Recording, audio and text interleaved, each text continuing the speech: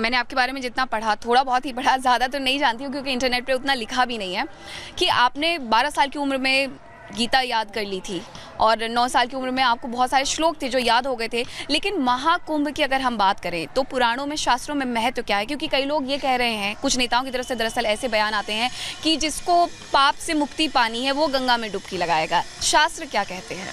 देखिए, पाप से मुक्ति हो, जो भी शास्त्र भी यही बात कहते हैं, लेकिन वो पाप जब आप डुबकी लगाने की बात करते हैं वो अनजाने में किए हुए पाप होते हैं, सोचे समझे पाप नहीं होते हैं। वो डुबकी लगाने से नहीं कल्याण होता। लेकिन यहाँ पे देखिए, डुबकी ये पाप कल्याण के लिए नहीं है, ये भगवान से जुड़ाव के लिए है। अगर आप इस स्वार्थ के साथ आएंगे कि मेरा पाप से कल्याण हो जाए, पाप मेरे कट जाए और फिर मैं डुबकी लगाऊं, तो मुझे लगता है भक्ति नहीं है फिर ये तो आप स्वार्थ से आ गए। हम तो यहाँ भक्ति के लिए आए हैं कि भूल ही गए क्या मांगना था, क्या बोलना था। वही भाव से आप यहाँ आइए। भगवान के मंदिर जब आप जाते हैं तो आपको बस एक सुकून महसूस होता है, वो सुकून आपको यहाँ मिलेगा, वो ज्ञान आपको यहाँ मिलेगा। बाकी स्वार्थ लेकर ना आए तो मुझे लगता है ज़्यादा अच्छा होगा। और बाकी जो कथा आप कहे, कथा तो यही है कि देवताओं का और दानवों का जब युद्ध हुआ और जब अमृत की जो बूंदें हैं 4 स्थानों पर गिरी, प्रयागराज, हरिद्वार, उज्जैन और नासिक, और तभी से कुंभ मनाया जाता है। तो यही है। और बाकी ये अमृत यहाँ मिल रहा है, भक्ति का अमृत आपको यहाँ पर मिल रहा है, तो ज़रूर आप इसको ग्रहण करने यहाँ आए। बाकी पूर्ण रूप से कथा कैसी है, क्या है, मैं कहूँगी यहाँ आइए, यहाँ जो संत आपको मिलेंगे उनसे पूछिए, असली ज्ञान वो होगा मेरे हिसाब से।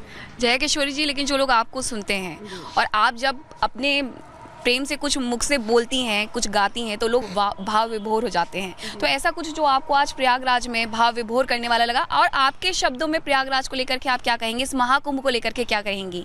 थोड़ी सी लाइन। शब्दों में क्या कहेंगे कि भजनों में क्या? भजनों में क्या कहेंगे?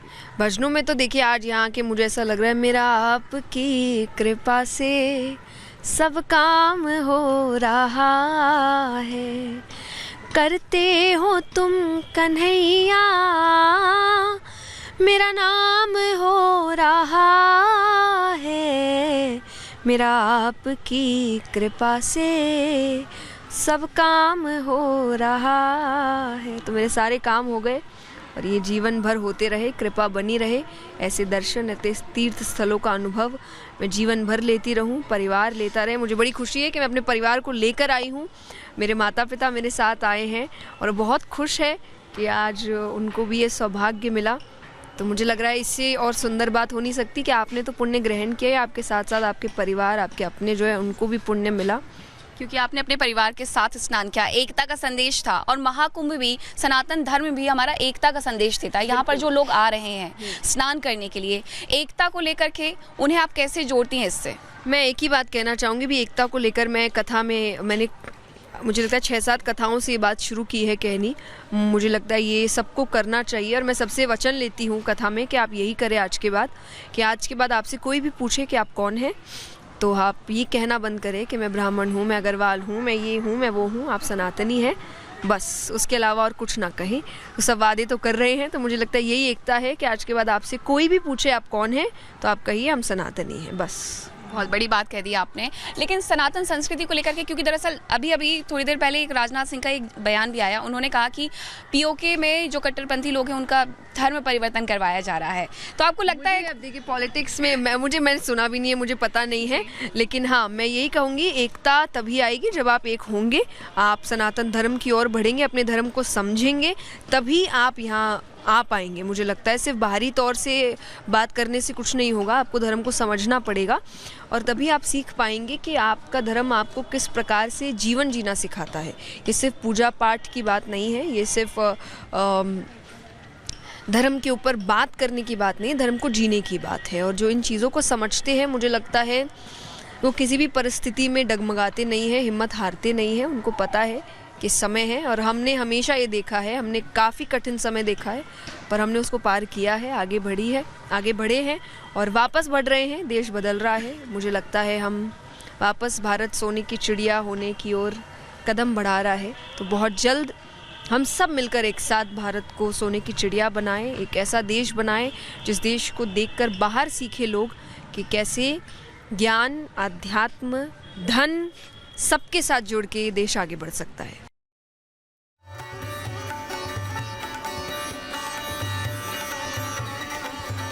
तो सनातन की परंपरा, सनातन का भव्य स्नान आपने देखा, लेकिन जो मुख्य आकर्षण है वो है नागा साधु जो कि स्नान करने के लिए पहुंचे, अलग अलग अखाड़ों से पहुंचे। लेकिन क्या आप जानते हैं कि इन अखाड़ों की परंपरा क्या है, इसके पीछे की सच्चाई क्या है, कहानियां क्या हैं? रिपोर्ट देखिए।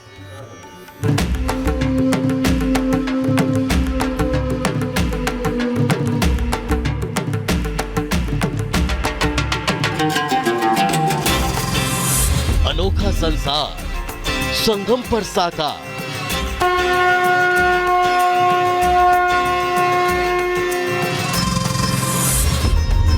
अखाड़ों की दुनिया, दिखी सनातनी महिमा।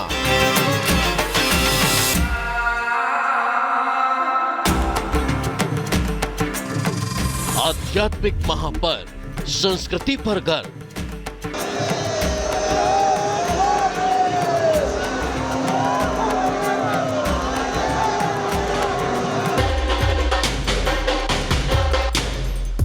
महाकुंभ के महापर्व की अद्भुत तस्वीरें, सनातनी रंग, संतों के अनोखे ढंग, हर किसी को हिंदू होने पर गर्व से भर रहे हैं।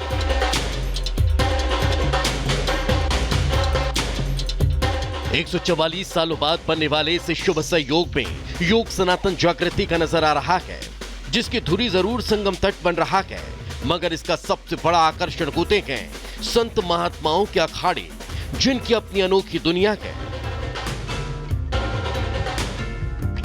अमृत स्नान, पहला स्नान संपन्न हो चुका है और इस बीच तमाम अखाड़े अब वापसी की ओर हैं, बल्कि कई अखाड़े ऐसे हैं जो अब स्नान के लिए आगे बढ़ रहे हैं। इस अमृत स्नान का पहला स्नान कैसा रहा, इस पर संत तो हमारे साथ बात करने के लिए हैं ही, लेकिन सुमेर पीठाधीश्वर इस वक्त हमारे साथ हैं। मैं उनसे भी जानती हूँ कि आखिर महाराज जी आपको कैसा लगा स्नान करके? पहला अमृत स्नान है और क्या संदेश देंगे, लोग क्या सीखते हैं कुंभ से? कुंभ एकता का आधार है, सद्भाव का आधार है और भारतीय सनातन संस्कृति का स्तंभ, मेरुदंड ये कुंभ है। वैसे तो अखाड़ा शब्द को सुनते ही जो दृश्य मानस पटल पर उभरता है वह मल्ल युद्ध है, किंतु आदिगुरु शंकराचार्य ने सनातन धर्म की रक्षा हेतु साधुओं के संघों को मिलाकर जिस इकाई का गठन किया वह है अखाड़ा, जिसकी स्थापना धार्मिक परंपराओं को अक्षुण्ण रखने के लिए की गई। कहा जाता है कि अखाड़ों से संबंधित साधु संतों की विशेषता यह होती है कि वे शास्त्र और शस्त्र दोनों में पारंगत होते हैं।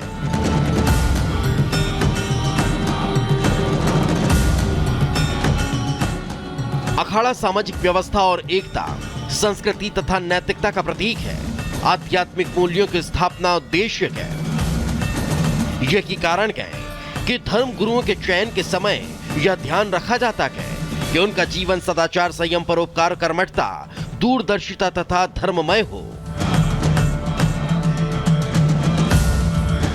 भारतीय संस्कृति और एकता इन अखाड़ों की महत्वपूर्ण भूमिका है। वर्तमान में अखाड़ों को उनके इष्ट देव के आधार पर 3 अलग अलग श्रेणियों में बांटा गया है, जिनमें शैव अखाड़े, इनके इष्ट भगवान शिव हैं, ये शिव के स्वरूपों की आराधना करते हैं। शैव पंथ के 7 अखाड़े हैं। इसी श्रेणी में दूसरा आता है वैष्णव अखाड़े। इस श्रेणी के इष्ट भगवान विष्णु हैं, ये विष्णु के स्वरूपों की आराधना करते हैं। वैष्णव पंथ के 3 अखाड़े हैं। तो वहीं उदासीन अखाड़ा, ये सिख संप्रदाय के अखाड़े हैं। श्री चंद्रदेव जी उदासीन मत के प्रवर्तक थे। इस पंथ की अनुयायी ओम की उपासना करते हैं। उदासीन पंथ के 3 अखाड़े हैं। 144 साल बाद लगने वाले महाकुंभ का पहला अमृत स्नान हुआ, जिसमें राजसी ठाठ बाट से निकले इन अखाड़ों को बहुत की श्रद्धा भाव से देखा जाता है, जो सनातन धर्म की पताका हाथ में लिए न सिर्फ हिंदुत्व की अलख जगाए हुए हैं, बल्कि धुना जलाकर धर्म का आलोक चहुओं ओर फैला रहे हैं। Bureau report, Republic Bharat. तो महाकुंभ में महाभक्ति, महाध्यान और जबरदस्त स्नान की तस्वीरें हमने आपको दिखाई, नागा साधुओं के पीछे की सच्चाई बताई, अखाड़ों का रहस्य बताया, बहुत कुछ बताया, लेकिन बहुत कुछ बाकी है और वो कब बताएंगे, एक छोटे से अंतराल के बाद। महाकुंभ पर महा कवरेज लगातार जारी है।